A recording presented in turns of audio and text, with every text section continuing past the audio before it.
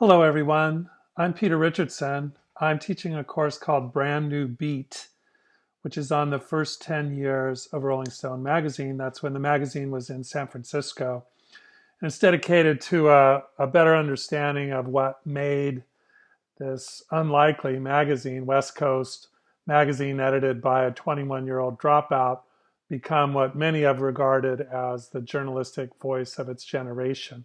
What we're going to cover in each of the days is covered in the outline or the prospectus. So I thought I would just say a few words about my interest in the topic and what I hope to bring to bear on the class. I've been teaching this material at San Francisco State University for some time. I retired last year from teaching.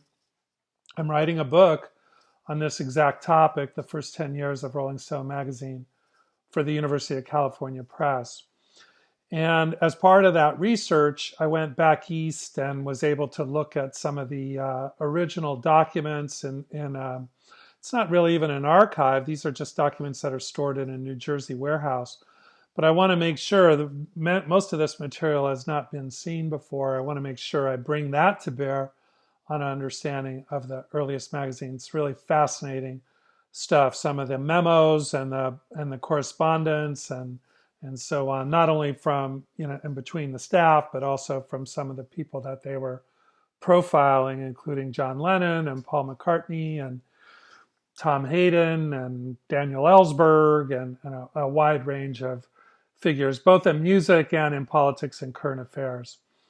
So I want to sort of pull all that together and kind of keep it simple, but I also want to invite some guests to help us understand what was happening at Rolling Stone during this time. So I've invited Ben Fong-Torres, who will come and visit with us at our second meeting. He is confirmed. The other confirmed speaker is David Ware, who co-authored a very important investigative piece for Rolling Stone about the underground fugitive escapades of Patty Hearst before she was arrested and put on trial after her abduction and the bank robberies and such.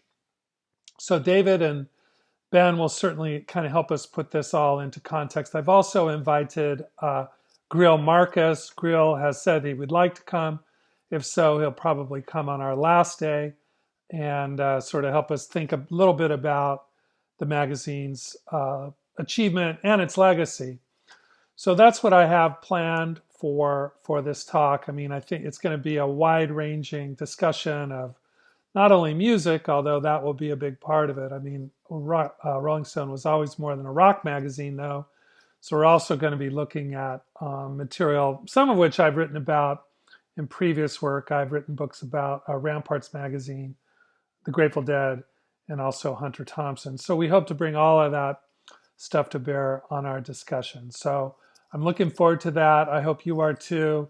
If you have any questions, please don't hesitate to contact me. My email address is on the syllabus. Thank you very much.